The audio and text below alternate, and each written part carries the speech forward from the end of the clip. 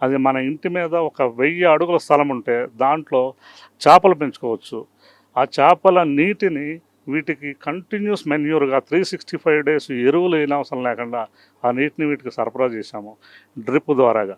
మళ్ళా అదే నీరు వేస్ట్ కాకుండా దాన్ని ఒడిసిపెట్టి, మళ్ళా తీసుకొని రీసైకిల్ చేసి దాన్ని ఫిష్ ట్యాంక్‌లోకి ఫిల్టర్ చేసి పంపుతున్నాము.